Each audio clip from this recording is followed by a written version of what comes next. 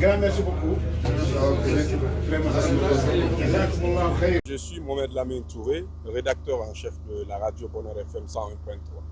Encore une nouvelle fois, je vous dis merci et je vous remercie pour votre déplacement.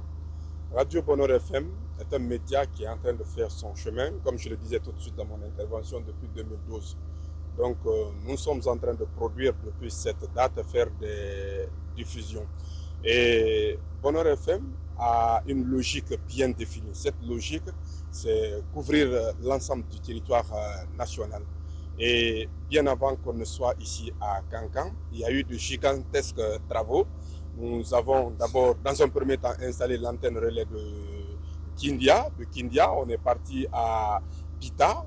Et là également, nous avons installé une antenne relais plus un studio de production. Et de là-bas, nous sommes allés à Togué. Et là également, un studio de production et une antenne relais sont installées. Donc, Bonheur FM a une logique, une philosophie bien déterminée. C'est qu'il ne faut pas donner la parole à ceux qui ne sont pas informés. Nous, on s'est dit, pour toute action, pour toute initiative de développement, il faudrait passer par l'information. Donc, c'est pourquoi nous privilégions cela. Nous envisageons de couvrir l'ensemble du territoire national à travers des médias traditionnels. Donc, c'est pourquoi nous sommes ici aujourd'hui à Kankan pour lancer l'antenne relais et le studio de production. Oui, mais c'est un sentiment de fierté, mais aussi de responsabilité parce que la famille de la presse s'agrandit.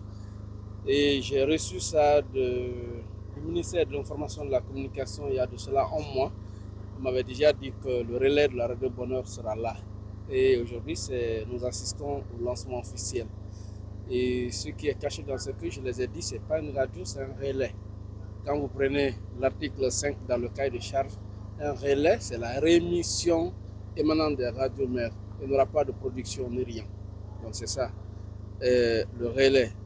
Voilà, j'ai invité d'abord non seulement aux citoyens de Kankankura de veiller à ce médium de proximité, mais aussi aux responsables de faire preuve de monde. Parce que quand on dit relais, il faut respecter et ça c'est plus important.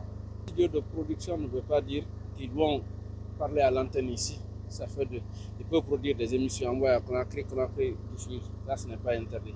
Mais le fait de venir parler à la radio, à l'antenne libre, c'est ce qui est formellement interdit. Oui, mais s'il ne reste pas, la loi est là pour ça. Vous avez vu le cas de 4 médias. Donc la loi est très claire. Un relais, c'est un relais. Dans le cas contraire, vous vous exposez à une sanction. Bon, peut-être qu'on a juste dit studio de production.